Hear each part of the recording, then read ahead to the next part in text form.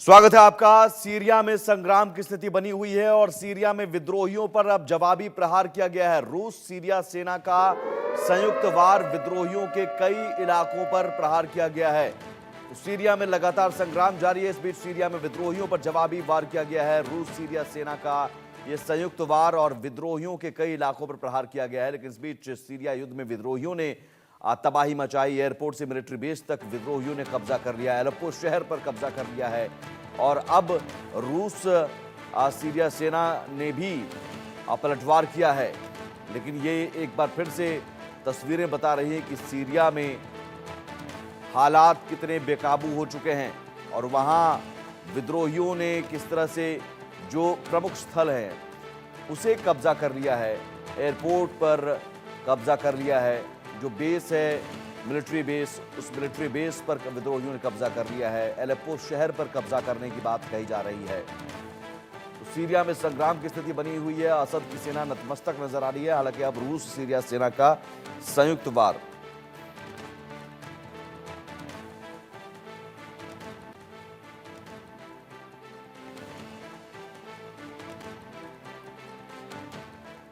तो आपको बता दें सीरिया में आखिर इस वक्त हो क्या रहा है। दरअसल असद शासन के खिलाफ जंगी अभियान छेड़ा है विद्रोहियों ने। यूएस समर्थित एचटीएस का अलेप्पो पर कब्जा हो गया है। 50 नगरों गांवों पर नियंत्रण का यह दावा है। असद के पश्चिमी जिलों तक विद्रोही पहुंच गए हैं। असद के कब्जे वाले इलाकों की ओर लगातार विद्रोही बढ़ रहे हैं और हमले भी बढ़े हैं, जिसके बाद सीरियाई फोर्स को पीछे हटना पड़ा है। सीरियाई फोर्स पीछे हट रही है। विद्रोहियों का फोर्स के बेस प्रशासन पर भी कब्जा हो गया है और वहीं सीरिया के चौथे बड़े शहर हमा पर कब्जे की भी कोशिश की गई है। अब तक 370 से ज्यादा लोगों की मौत हो चुकी है और महज से 4 से 5 दिनों में विद्रोहियों ने इस तरह से कब्जा जमाया है। सवाल यह है कि असद को विद्रोही क्यों हटाना चाहते हैं। तो सवाल का जवाब यह है कि नागरिकों को दरअसल हवाई हमलों से सुरक्षित करना मकसद है। अपने इलाकों को फिर से हासिल करना। असद को एक तानाशाह के तौर पर वहां देखा जाता है। असद पर केमिकल वेपन्स का इस्तेमाल करने का भी आरोप है। केमिकल वेपन्स का इस्तेमाल प्रतिबंधित और आपराधिक है, फिर भी केमिकल वेपन्स का इस्तेमाल करने का असद पर आरोप है।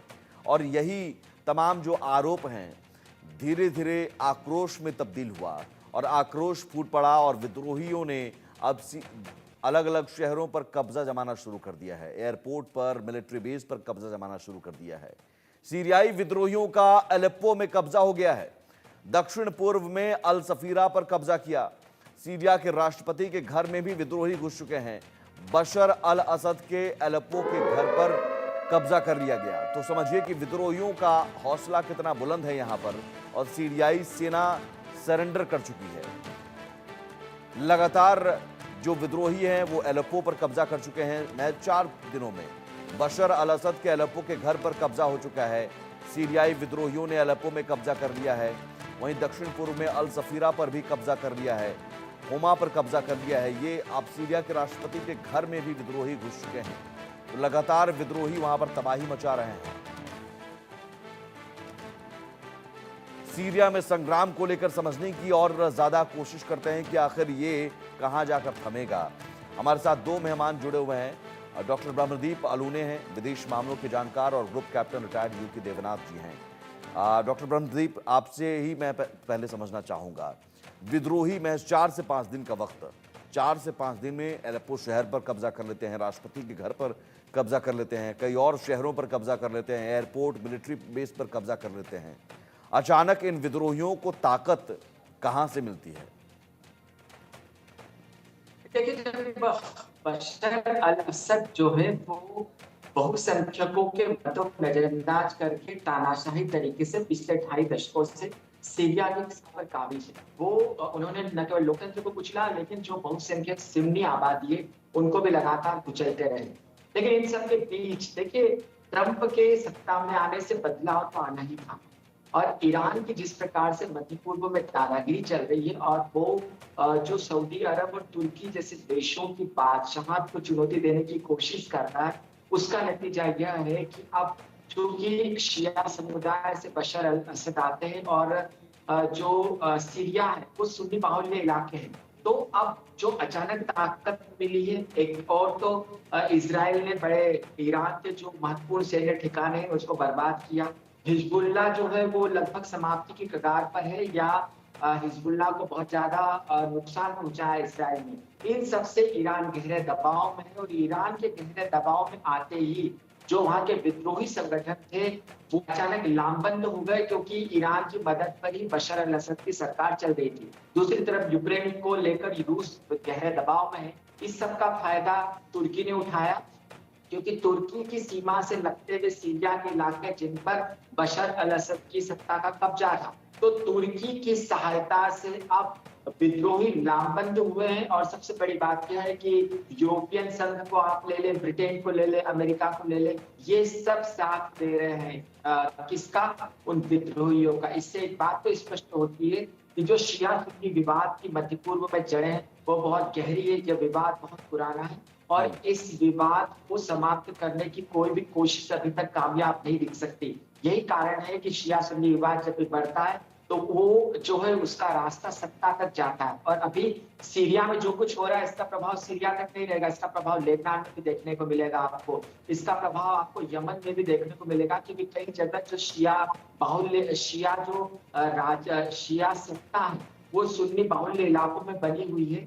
तो अब इससे यह एक संदेश भी जाता है कि ईरान अब कमजोर हो गया है, और आने वाले समय में तुर्की इजराइल की मदद लेकर बशर अल असद को सत्ता से उखाड़ फेंक सकते हैं। लेकिन यह जो समूचा सिनेरियो बन रहा है वह इसलिए खतरनाक हो जाता है क्योंकि यह जो विद्रोही है इन्होंने आईएसआईएस के साथ लंबे समय तक काम किया है। मतलब यह उनकी जो आक्रामकता है वो सीरिया में सत्ता में आने के बाद यदि आईएस फिर से उसका उभार होता है तो दुनिया भर की शांति के लिए बहुत बड़ा खतरा हो सकता है। देवनाथ जी जी, लेकिन 2016 में इन्हीं विद्रोहियों को सीरियाई सेना ने खदेड़ दिया था, चंद इलाकों को छोड़कर तो खाली करवा दिया था। तो अब इतनी ताकत, मैं समझना चाहूंगा इतनी ताकत कहां से आ जाती है? या फिर हम ये मान लें कि ये सब कुछ जो हमें दिख रहा है शिया सुन्नी के विवाद के वजह से, या ये विद्रोहियों को हम नाम दे रहे हैं, ये सब कुछ एक प्रॉक्सी है, पीछे इधर सीरिया के साथ रूस खड़ा है या फिर इधर अमेरिका?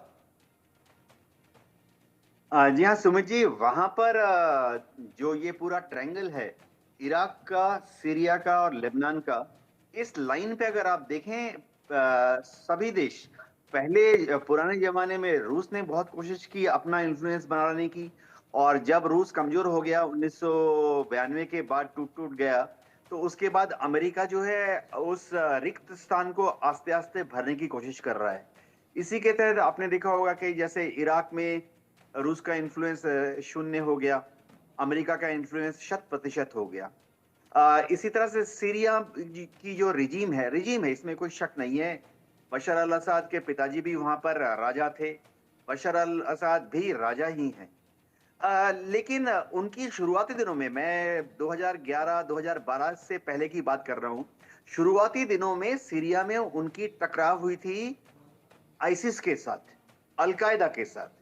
तो आईसिस और अल-कायदा का सीरिया में गढ़ क्यों बना? क्योंकि उन्होंने जो कट्टर इस्लामिक शरीयत लॉ वाला एक देश बनाना था, तो उन्हें लगा कि सीरिया का जो उत्तर पूर्वी भाग है, जो कि तुर्की के अनातोलिया से लगा हुआ है, इराक से लगा हुआ है, और कुर्दिस्तान की तरफ एक जो इमेजिनरी देश हम समझते हैं कुर्दिस्तान, कुर्द लोग जहां रहते हैं, उस तरफ उनकी पहुंच हो गई।